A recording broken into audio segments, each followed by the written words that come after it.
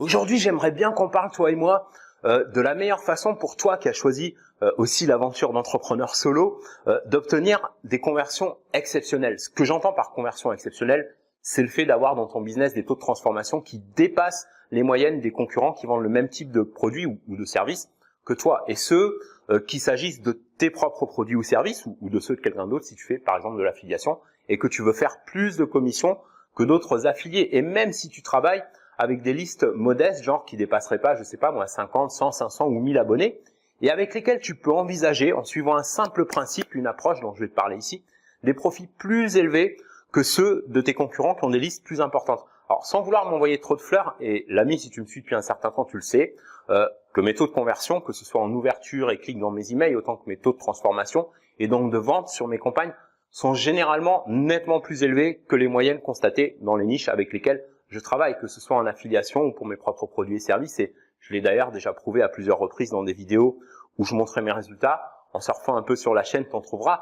Bon, bien sûr, ça m'arrive aussi d'avoir des plantages, des échecs comme tout le monde. J'ai des campagnes qui convertissent moins bien, voire très mal, auquel cas je remets mon approche en question. Mais dans l'ensemble, j'ai souvent des taux plus qu'acceptables. C'est pas que pour frimer, c'est surtout histoire de t'assurer que tu as en face de toi quelqu'un qui sait de quoi il parle et peut vraiment t'aider à faire une différence dans tes taux de conversion. Bref, très sincèrement l'ami, ça fait longtemps que j'aurais dû faire cette vidéo pour toi.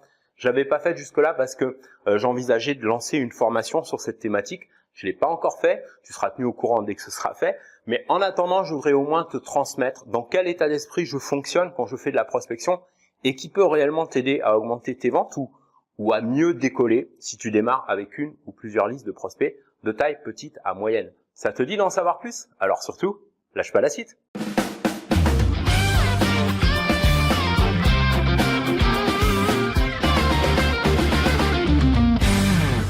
Hey, salut à toi l'ami, j'espère te trouver avec la top forme aujourd'hui.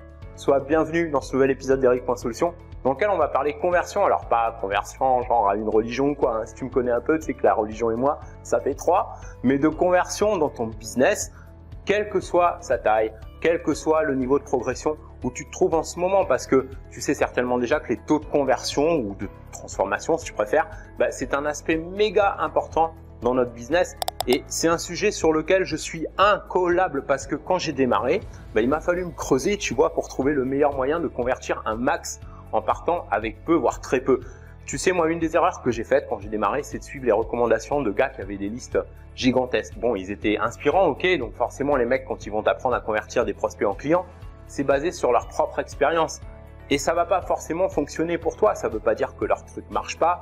Ça veut pas forcément dire non plus que leur formation est mauvaise. Simplement, c'est peut-être pas adapté pour quelqu'un qui démarre avec des listes de taille modeste, puisque bien sûr, t'as pas les mêmes préoccupations quand tu démarres avec une petite liste que si par exemple tu pars avec 10, 20, 50 ou même 100 000 abonnés, parce que dans ce cas-là, c'est un autre monde. Même si tu fais par exemple au plus pessimiste 1 à 5% de taux de transformation sur un produit à 100 euros, 500 euros ou plus, sur une liste de 100 000 abonnés, ça te fait 100 000 euros à un demi-million ou plus. Et donc 1 à 5% dans ces cas de figure-là, c'est plus qu'acceptable, on va dire. Maintenant, quand tu démarres avec une petite liste ou une liste de taille moyenne, tu as besoin d'une approche différente pour obtenir des taux de conversion beaucoup plus élevés que ça par rapport au gars qui a une méga liste et qui a un peu moins besoin de se casser la tête, tu vois.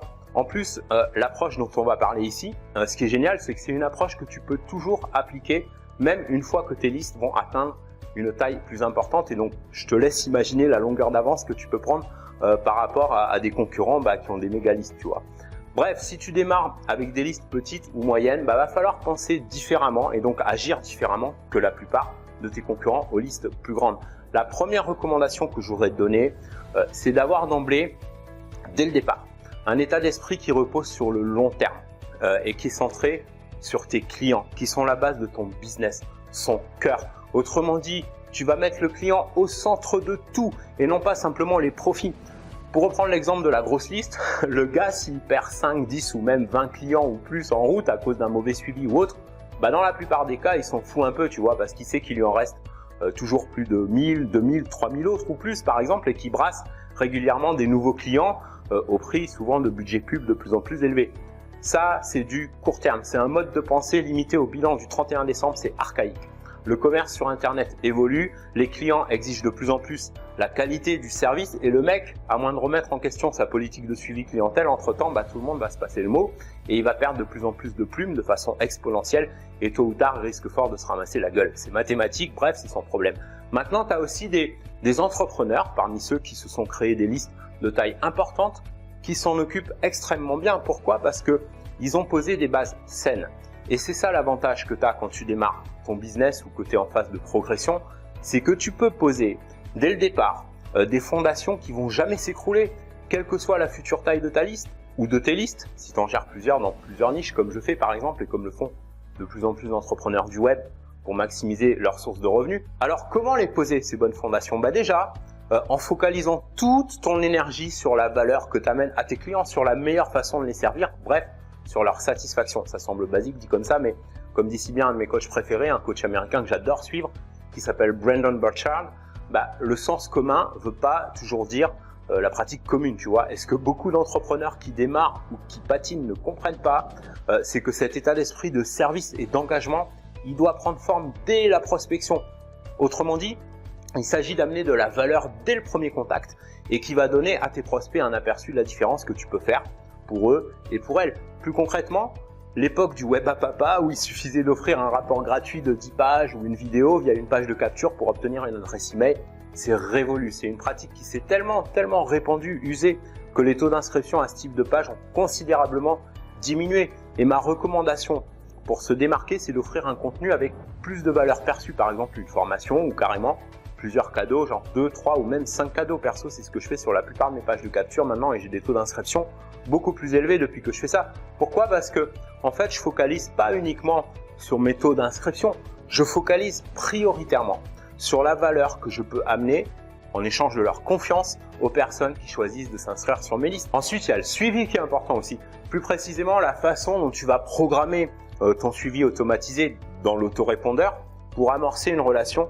avec le prospect et en même temps le sensibiliser à ton offre. Mais encore une fois, pas en focalisant que sur tes taux de transformation, sur tes ventes, parce que tes résultats de vente, ça doit rester la conséquence de ton engagement. Autrement dit, une récompense en échange de la valeur que tu amènes et non pas une fin en soi. Tu vois la différence?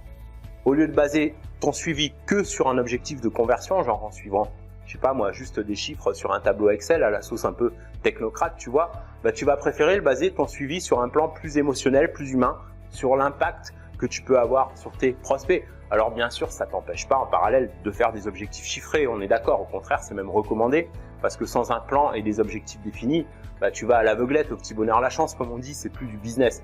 Mais une fois tes objectifs fixés, si tu fais comme moi par exemple des objectifs quotidiens, je crois que j'en avais parlé dans un des derniers épisodes, que tu peux avoir un objectif annuel et puis le découper en trimestriel, mensuel, hebdo puis quotidien, tu peux prendre 2 minutes pour les regarder le matin et 2 minutes après ta journée de travail pour comparer avec tes résultats.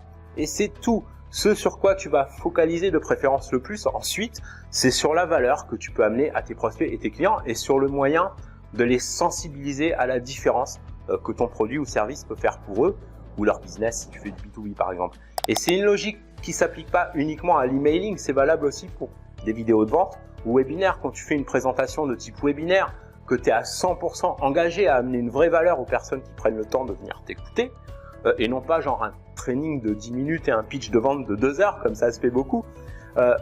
Comme tu vas donner un aperçu de la valeur que tu peux amener, tu vas cartonner, tu vas constater des taux de transformation qui dépassent nettement les moyennes de ceux et celles de tes concurrents qui font des pitchs de vente interminables. Bref, si tu es vraiment intentionnel dans ta démarche de créer une relation avec tes clients, de bien les servir en échange de leur confiance, tu n'as aucun souci à te faire pour tes taux de conversion, mon ami, aucun. Et ensuite, c'est extrêmement important là aussi, pour faire un bon suivi, d'avoir un support réactif. Donc, récapitulons. Si tu mets vraiment de l'engagement sur ces 3 aspects, l'accueil de tes prospects, leur suivi et un bon support une fois qu'ils deviennent clients, tu n'as plus à t'inquiéter pour tes taux de transformation et l'avenir de ton business. Alors bien sûr ici, je t'ai fait un résumé de ce qui contribue à de meilleurs taux de transformation, mais pour bien appliquer tout ça, il faut un peu plus de détails sur la meilleure façon d'appliquer tout ça. Et il y a aussi d'autres aspects à prendre en compte, bien sûr, comme le ciblage des audiences, la fréquence à laquelle tu envoies tes emails de suivi, ce qu'il faut mettre à l'intérieur, etc. Mais c'est pas dans un épisode de 10-12 minutes sur la chaîne que je peux faire ça. Donc ce que je t'invite à faire, si tu l'as pas encore fait, c'est t'inscrire à ma liste privée gratuitement via le lien qui s'affiche dans cette vidéo et en description. Et devine quoi, en échange déjà tu auras 5 cadeaux de valeur pour t'aider à progresser dans ton business. Et dès que je sors une formation plus complète sur comment augmenter tes taux de conversion ou toute autre opportunité de t'aider à prospérer dans ton business, tu seras informé en avant-première. Si cette vidéo a pu t'inspirer de quelque manière que ce soit pour commencer à booster tes taux de conversion, alors n'hésite pas comme d'hab à me mettre un beau pouce tout bleu et à partager cet épisode avec un max de tes amis et collègues entrepreneurs qui ont besoin d'inspiration pour mieux développer leur business. Je te kiffe. Si tu kiffes cette chaîne, pense à t'abonner si ce n'est pas encore fait. On se retrouve dans le prochain épisode. En attendant, prends soin de toi et fais une différence dans ton business et dans ta vie aujourd'hui.